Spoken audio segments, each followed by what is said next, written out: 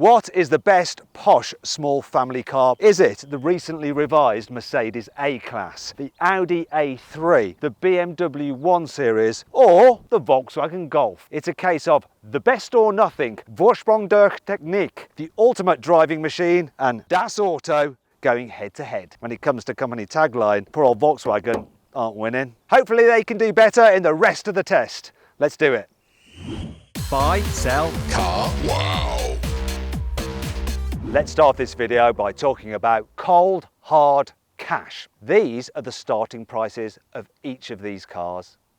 But these are the actual prices of the cars I have here on test right now.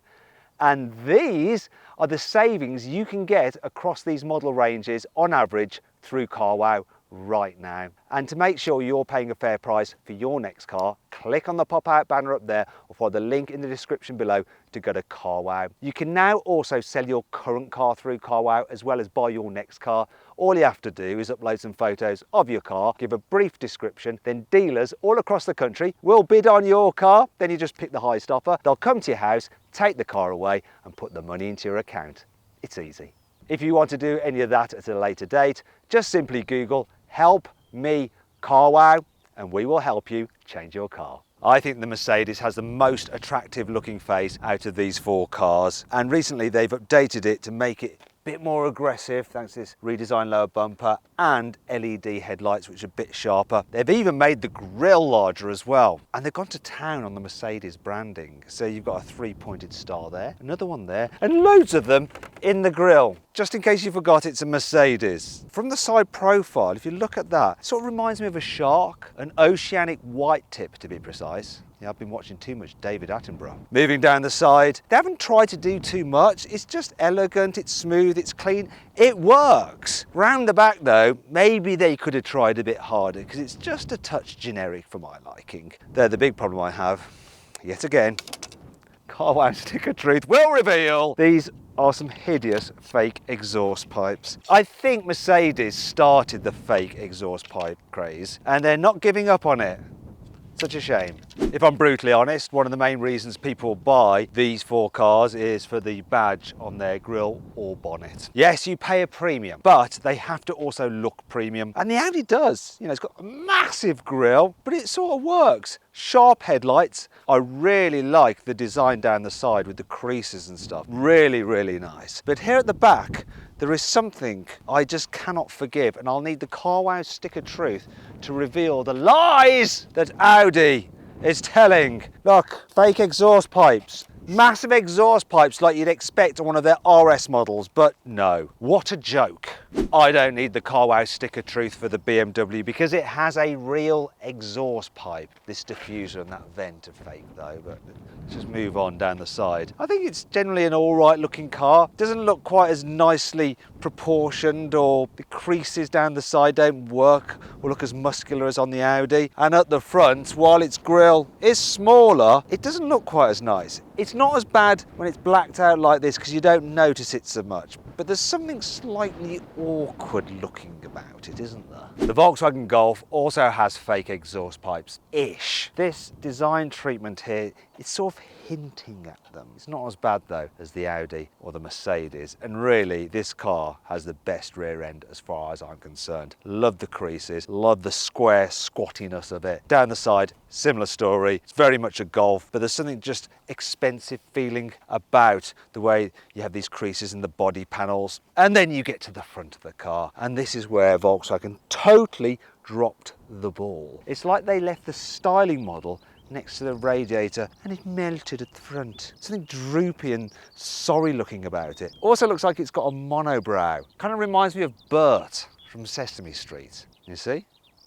I can't fault the interior design of the Volkswagen Golf though. I think it looks lovely, especially with this light trim. I think more people should go for a light trim. It just lifts the car's cabin. One of the reasons it looks so neat and tidy is because they put most of the car's functions through the touchscreen rather than having lots of buttons. That's good aesthetically, but it's not good from a practical point of view. So if you're driving along and you want to change the temperature, you have to sort of like swipe here.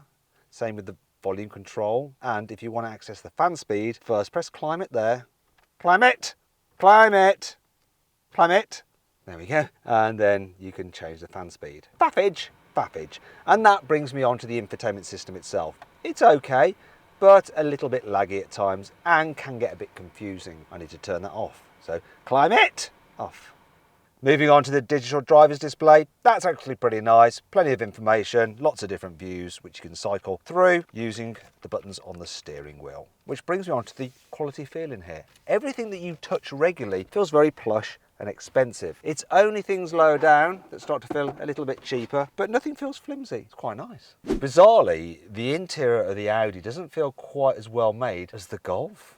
Like some of the plastics just seem cheaper, especially the plasticky door handles. Also, the design, I'm not convinced. There's just a bit too much going on with this poddy area here and the air vents, and there is something that I do prefer over the Golf. I think the infotainment system is a little bit slicker, more responsive, and I like the fact that you have climate control buttons separated from the infotainment system completely. Much easier to use that. The climate controls are also separated from the infotainment system here on the BMW, but compared to the Audi, the design just works so much better, and I think the quality is better as well. In fact, I'd say it is the best out of all four cars. The infotainment system is really good as well, and you can control it using the touchscreen, gesture controls, you know, doesn't understand that one, swivel wheel, and by voice commands. What I'm less impressed with though is the digital driver's display. You just can't change the views quite as much as you can in either the Golf or the Audi, and it's a little bit dark and dingy and miserable. Shame, because overall this is a very, very nice car to sit in. I can't fault the tech at all on this Mercedes. Huge digital driver's display with so many different views and layouts, really, really nice, like that, and the best infotainment system here. And just the overall design, it just works. It just looks so good, so modern, even though this car isn't all that new. Though, of course, they have updated it recently, and what they've done is given it a new steering wheel. But there's one thing annoying about this steering wheel. It uses touch-sensitive buttons, so you're sometimes driving along and accidentally changing some of the functions when you don't mean to. Another thing they've done is remove the touchpad, which allows you to control the infotainment system if you don't want to touch it. Now, I never used it, but what they've gone and done is just created this space where it used to be. A very useless space. And that brings you on to the build quality, and weirdly, while you might expect Mercedes has the highest quality, it's actually the lowest. And you'll find the worst plastics here in the Mercedes. Like, horrible. It's a bit cheap feeling. This, there, that's all flimsy and wobbly. How can I help? You can help by not interrupting when I'm trying I'm sorry. Can you say that again, please? You well interrupted then. What's the matter with you? Can you go away now, please? This is annoying as well. So you do have separate controls for the climate, but look at the wobbling, that's awful. Oh my gosh. I think she's gone. We need to work on our relationship. Brilliant. All is forgiven. Here in the back seats, the A-Class is roomy enough. Decent knee room, decent headroom. Though if you need to carry 3 people in the back at once, it can be a bit of a squeeze, and it's not great for the middle passenger because this central seat is a little bit firm and raised. If you need to carry a child seat in the back, it's not too much of a problem. However, the rear doors don't open that wide, but once you've manoeuvred the seat in, there's enough space back here that you can even fit a bulky rear facing seat without having to move the front passenger seat forward. That is good. What's also good is the fact the ISOFIX anchor points are just so easy to get to. The back seats in the Audi feel a little bit tighter than on the Mercedes in terms of knee room and headroom. However, the rear bench seat is raised up slightly more from the floor, so if you're not the tallest person like me, it's actually slightly more comfortable. However, people over 6 foot are going to struggle with the way this roof slopes in. They'll end up just like brushing their head against it. And if you try and squeeze 3 people in the back at once, they're going to suffer that problem even worse. Though the person in the middle will be more comfortable than in the Mercedes because the central seat is just a bit more comfortable. However, when it comes to fitting a baby seat, like with the Mercedes, it's a bit of a struggle to get the seat into the back in the first place, mainly because of the sloping roof line. But once you've got it in, you're probably going to have to move the front passenger chair forward a little bit to create space. I do like the ISOFIX anchor covers though. While they're not completely exposed like in the Mercedes, they have these easy flip-up covers. Considering the Volkswagen Golf shares many of its parts underneath with the Audi, it somehow feels just a bit more roomy in the back. Not sure if once again it's to do with this light interior, makes it feel more airy. The fact you've got these bigger rear windows, which are great for children to look out of, or the boxy shape, which means that headroom is pretty good, and people over 6 foot will be better in this than in the Audi. It's also slightly better for carrying 3 in the back at once than the Audi, once again because the roof doesn't slope in quite so much from the sides. When it comes to fitting a child seat, it's the best of the bunch. The rear doors open nice and wide, the ISOFIX anchor points are easy to get to, and there's plenty of space to fit a rear facing seat. It's all very nice back here. You've even got these little pockets there which sort of look like a bra. It's a bra for your mobile phone, I think. You put your phones in there. Finally, we come to the back seats of the BMW, and it doesn't feel quite as spacious as the Golf, and it's not just due to the fact that the trim is all dark and miserable. It's because this roofline slopes somewhat. As a result, headroom is a little bit tighter. People over 6 foot may struggle. I can't fault knee room, that's okay. And the centre seat is quite comfy if you need to carry 3 people in the back at once. There is enough shoulder room actually. The problem though, once again, due to the sloping roofline, means that the outer passengers will be rubbing their head against the roof there with the way it slopes in. When it comes to fitting a baby seat, once again, the sloping roofline means that you have to stoop down a bit more to get the seat in, but once you do, there's enough space back here to manoeuvre it into place, and the ISOFIX anchor points are dead easy to get to. Now let's compare these cars' boot capacities, starting with the Mercedes A-Class. It has the least amount of space at 350 litres, but it's still quite large enough for most people's needs from this size of car. It does lack some functionality though. For instance, there's no underfloor storage really. There's a bit of a lip to lift things over, and because you've got these big fixed headrests, when you fold the seats down, they sometimes snag and you have to move the seats in the front a bit forward. I do like the fact that you get 3-way folding seats though, which is good, but that's quite annoying. Right, I've got to do it at the back. Bear with me, let's just do this. There, right. We'll find out if we have that problem with the Audi. Its boot capacity is 380 litres, and you might look at it and think there doesn't seem so much space as in the Mercedes, but that's because you've got this false floor which you can lower like that, or you can raise again to get rid of that boot lip, and once again you have 3-way folding seats which flop down with the headrests in place because you can move the headrests up and down. It's good. Moving on to the BMW, like the Audi, 380 litres of space, and like the Audi, underfloor storage. Though you can't adjust the height of this, but you can do that with it. So you can fill the boot up a little bit higher than when you have this down like that. Decent functionality, apart from one thing, there's no 3-way folding, just 2-way folding. Bit of a shame that, bit of a shame. Thought it was going to do a really good job. Finally then we come to the Golf, which has the largest boot, 381 litres of space. Like with the Audi, you have an adjustable boot floor, so you can use it to minimise that load lift. I also like this, you can hold that false floor up like that if you want to. You do have a ski hatch, so you can carry some longer items and people in the back, but the seats still only fold 2 ways. Still, you don't have the problem you do on the Mercedes. They'll go down easily without you having to move the seats forward in the front. So which car has the best boot overall? It's between the Golf and the Audi. I'm going to say the Audi, but really there's not much in it. It's not going to be the final deciding point on which car you're going to go for, let's be honest. What's more important is how they drive. I'm going to start off behind the wheel of the Golf. And I should disclose that this particular car is fitted with the optional adaptive dampers. And oh my gosh, they make this feel like a very sophisticated car, the way it goes over bumps. Really good at smoothing out imperfections in the road. If you don't have the system, it's not quite as good, but it still is a very, very relaxing car to travel in. It's quiet, it's comfy, got reasonable handling. I mean, it's no sports car, but if you throw it at a bend, it will willingly go round without toppling over. It just does everything really well. Nothing spectacular though. If there is one slight weakness, it could be the engine and the gearbox combination. So this automatic gearbox is generally very, very good. It's just when you're manoeuvring at lower speeds, it can feel a little bit jerky. Also, the 1.5 litre turbocharged petrol engine, which I've got in this car, and is the pick of the range, sometimes can leave you floundering when you suddenly put your foot down. So yeah, foot down, You have to wait for a second until it comes into life and does its thing. And when it does do its thing, it's pretty swift, though it does like to make a song and dance about it. A bit noisy.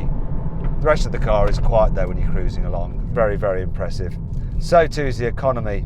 So this thing is averaging 46 miles per gallon. I think I'll take that. Next up, Audi. Now, this doesn't have the adaptive dampers like the Golf had, but if we were comparing like with like, so a Golf without the adaptive dampers, there would be something just a little bit more special the way this holds the road. A very small difference, but one that you notice when you back to back the cars. It's almost as though the Audi has to be a little bit better just because it's an Audi. Now, this particular car, being the S-Line, has slightly stiffer suspension than standard. As a result, it doesn't feel quite as comfortable as the Golf I was just driving with its adaptive dampers. But once again, if you compare it with a Golf without adaptive dampers, they're very close. And this S-Line with the lower stiffened suspension just has a slightly more sporty feel to the way it drives. So when you throw it into a corner, it doesn't lean quite as much as the Golf. And I do think it's just more of a spirited drive. There's not much in it, but once again, back to back the cars and you notice the difference. Finally though, let's just check the economy. Is that better than the Golf's? So it's 43 miles per gallon, which obviously the way both cars have been driven might be slightly different, and that will account for the difference. But once again, this 1.5 litre turbocharged petrol engine mated to the 7-speed automatic gearbox give you pretty good economy. Jumping out of the Audi into the BMW, this instantly feels like a slightly sportier car. This is on the M Sport suspension, which is lowered and stiffered. But while the S-Line sporty suspension in the Audi doesn't actually feel all that sporty, this really does. You just seem to feel the bumps a little bit more in this car. It's not uncomfortable, and that sporty setup sort of makes it feel really sure-footed, like solid, and like a bigger car. Also, another advantage of that sporty setup is the fact that this car definitely goes around corners the best. So if your commute to work includes some twisty roads and you like to have some fun, the BMW is definitely the car to go for. It has the sportiest drive to it. There is something that lets it down ever so slightly. It's the engine. In this car, I've got a 1.5 litre 3-cylinder with 140 horsepower, and it's okay. But sometimes when you put your foot down, yeah, it takes a while for it to actually start going. Another thing with this car is, while you don't get much wind noise, there is quite a bit of road noise. I don't know if it's just the tyres fitted in this car or just a BMW. They do sometimes suffer with a bit more road noise than their competitors. But for having fun, I can't fault it. And in terms of economy, it's not bad either. 44 miles per gallon. Finally, we come to the Mercedes A-Class. And you know what? This car blends a nice compromise between the sporty edge of the BMW and the comfort of the Audi. It is a nice car to drive. The steering is sharp, it's accurate, it handles pretty well, but it doesn't have independent rear suspension like the other 3 cars that I have on test. And as a result, it doesn't feel quite as planted when the road surface isn't entirely perfect. It's a bit of a shame that, because, you know, Mercedes is supposed to be an expensive, sophisticated car, but actually this one has the most basic suspension setup. Bit of a shame. Will most people notice it? No. Only motoring journalists trying to justify their existence. Overall, this is a good car, and the engines are good as well. The 1.3 in this, yeah, goes all right and has more than enough performance, and it's returning 39 miles per gallon, which, while not mega, is all right.